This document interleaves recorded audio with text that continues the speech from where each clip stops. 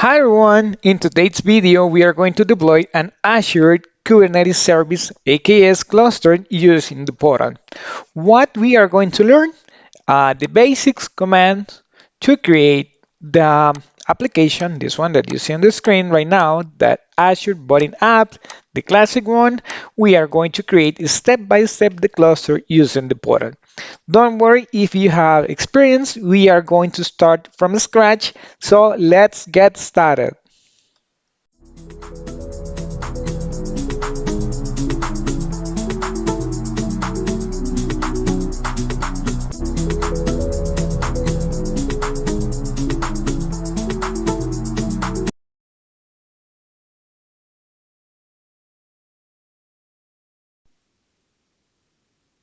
Hi everyone, thank you for joining. As mentioned on the title, we are going to deploy an AKS cluster.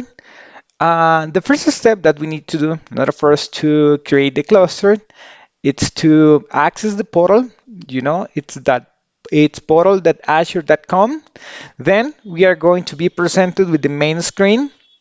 So there are a couple of options that we can use to deploy the Kubernetes cluster. The first one is to come here from the top on the search. We can look for AKS and you can create the cluster from here. But also you can create the resource right here. And here we can use the option to search for it. We can do AKS and we will be presented with a couple of extra options. One will be AKS base image, AKS Kubernetes Service, Azure Kubernetes Service, and this is the one that we are going to use right now. So you can pick this one, select Azure Kubernetes Service. Then we are going to create the basic configuration or the base configuration. Here you have several options. You can choose the subscription. In my case, I just have one, Demo 2023, and the resource group. In my case, I just have two. I have the Cloud Shell Storage. This is the main that it's created when you access the Cloud Shell, or you can create a new one. In your case, if you already have the resource group, you can pick or you can pick the one that you want, or you can create a new one. In my case, I'm just going to create a new one. I'll call this one AKS. Oh my goodness, something it's broken. Yep. Oh my gosh. Okay, perfect. So sorry. Let's pick it out, create. And now let's create a new resource group. Let's see. Let me call this one AKS RG 2023. Okay, perfect. Next step will be the cluster preset configuration. As you can see, we can compare this configuration with the pricing tier. For example, you can choose the standard. You can see the options that you have right here. Also, we can pick dev and test or cost optimized or batch processing, whatever. In our case, because actually we are just running some demo application just to verify how to create the cluster, we are going to select the dev and test. Then we have to create the cluster name. You can see the cluster name must be unique. In my case, I'll call it this one, AKS 2023X. Let's see. Okay, perfect.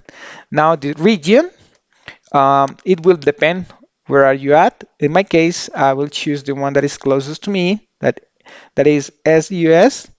Then availability zones, I won't pick it up anything right here. And also on the pricing tier, this is going to be for the VMs. So you can please verify the need that you have for your application, and then you can select between standard or free. In our case, let's move on and select free. Then the version, we can keep it as the default, or you can verify a preview and stable or another one. In my case, I will select the default. And now the automatic upgrade. What happened here? This is for production.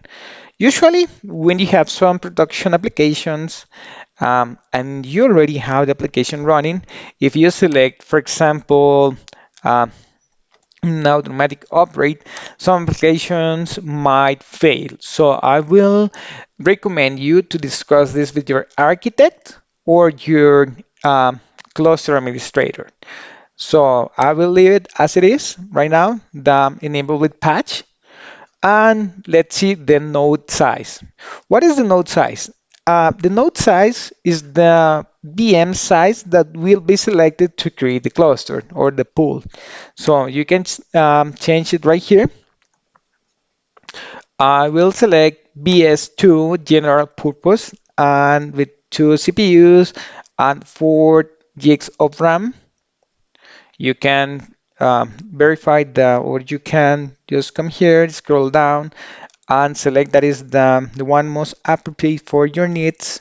I will keep it as it is. And the scale method. Remember, this is something that might help you. For example, you have uh, 100 pods for your application, and it's in the peak of some, for example, Christmas, and your application needs to be escalated to 200 pods because it's a e-commerce and you have a lot of users coming. So you can select the auto scale because it will depend upon the rules that you configure. It will increase the size of your cluster. So here I will keep manual and I will leave 2. Okay. Then let's move the node agent or the node pool. As you see, I have right now 2 as the node count. The OS type Linux, this is the default that Microsoft gives you, and the node size. You can create a new node pool for your needs. And now let's move forward with the access. With the networking, this is something or the access. For example, imagine that this application is going to work for a bank. So you want some specific users that can access the application. Or this is going to be for e-commerce and someone needs to download the report for the pricing. So you can choose this one or you can keep it as it is. In my case, I will leave the local accounts with Kubernetes role-based access control.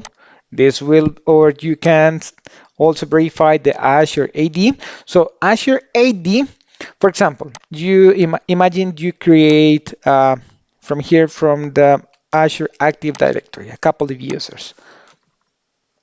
Once you create the user, and this is the Kubernetes administrator user. You can create the user administrator with some specific access, and you can enable this user to administer your cluster. That's what is this about. Now let's move forward to the networking.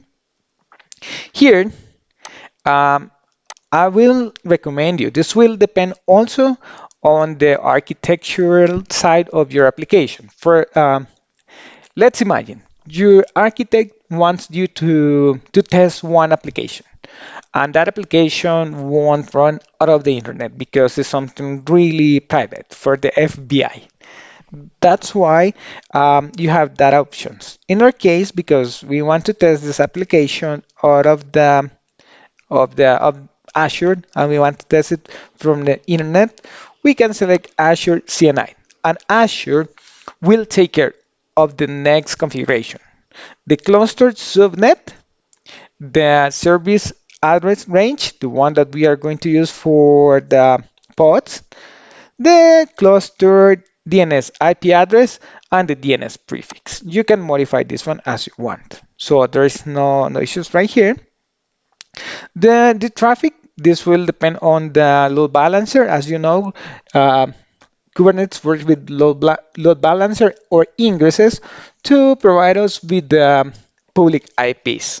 But by default, it give you load balancer.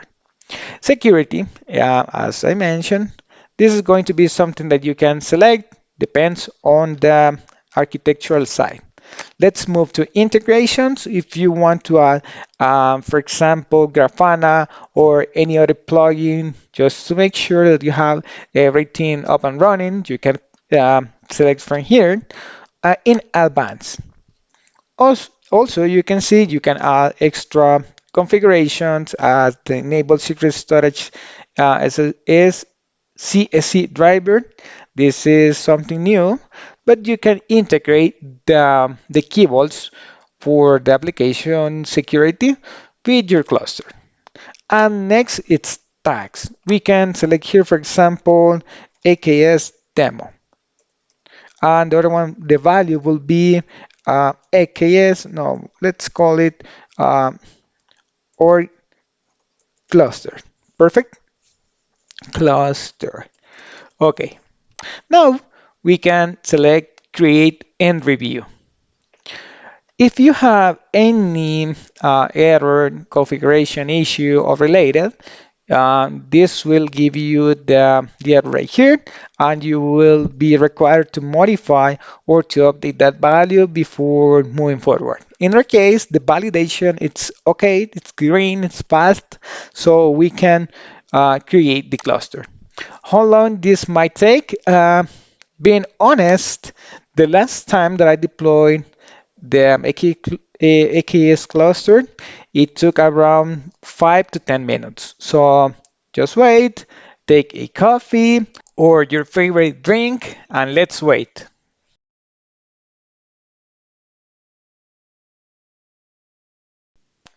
Okay, after a couple of minutes, the deployment is completed. So we can go to resource right here from here. And now you can see the configuration from your overview page. In the overview, you see the resource group, the status that actually is running, the location, subscription, tags. I just edited the tags a couple of minutes ago just to make something else. Also, you have the Kubernetes version, the IP server address, and the node pools. You can see as all the resources from Azure have almost the same configuration in the left side. You have here the namespaces. If you create the namespaces, once you enable the whole configuration of your Kubernetes, you can see the workloads. If you have the pods, my case, I just have default, the replica sets, the stateful sets, all of this, it's for the default. This is the default. We haven't created anything yet. And here's the service and ingresses. So what will be the next step? To connect to our server. How or what will be the step to connect to our cluster? It's really easy. We have right here the connect option, and now we have to use the Kubernetes, the Cloud Shell. At the right top, we have the option here to click it. And now we present. If you already have, I assume you already have this configuration because you are trying to create the cluster, you already have some experience. You can create the storage account by default and where the commands will be running. So let's wait a couple of seconds.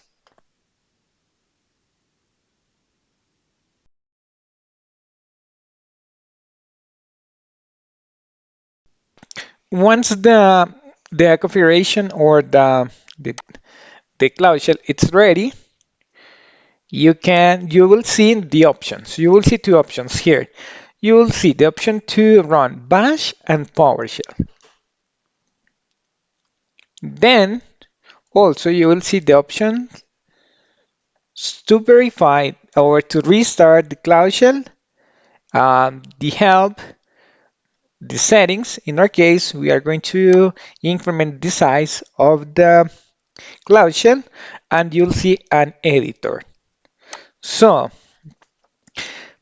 to create our first service in the Kubernetes, I already have the manifest here on my a local computer.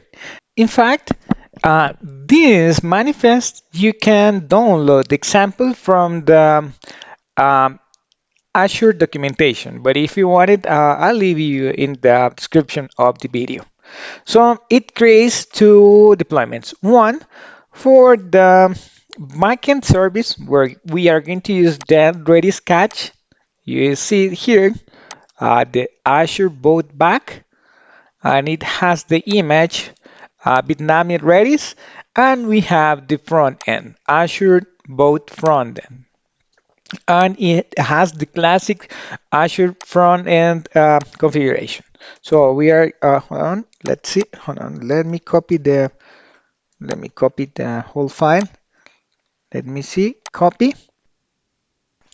And now let's go back to Azure, and here uh, just copy and press Ctrl S to save the file, Ctrl S.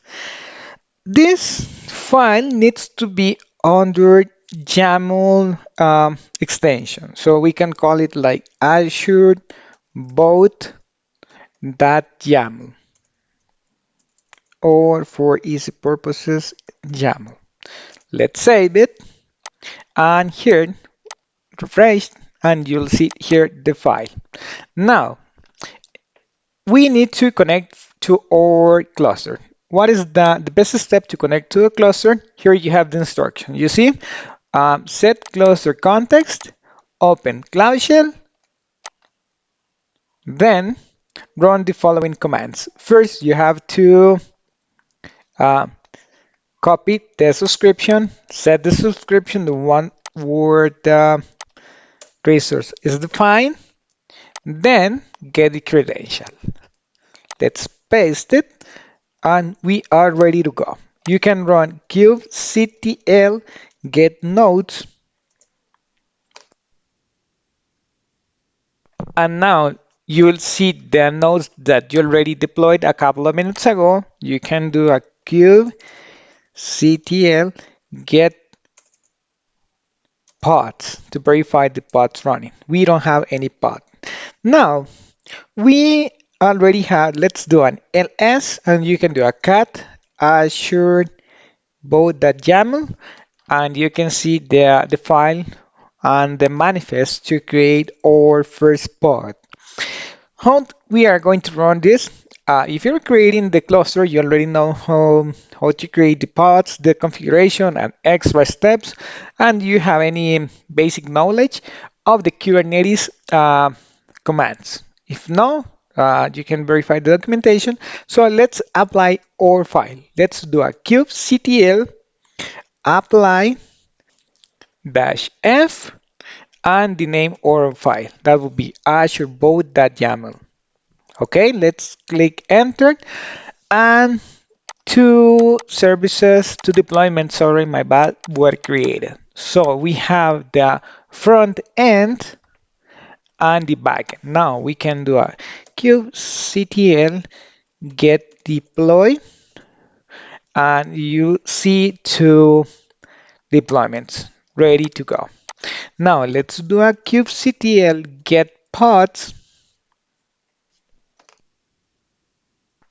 and we have both here. We have the back and the front. We can do a kubectl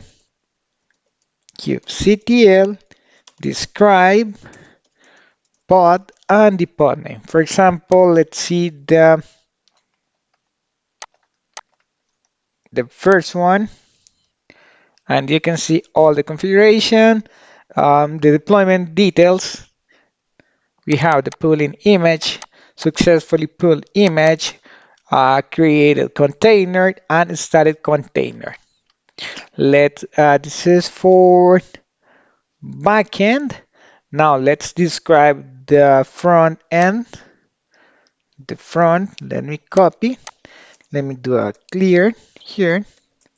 And let's do a kubectl describe pod and the pod name. Let's paste it. Okay. Now we have both up and running.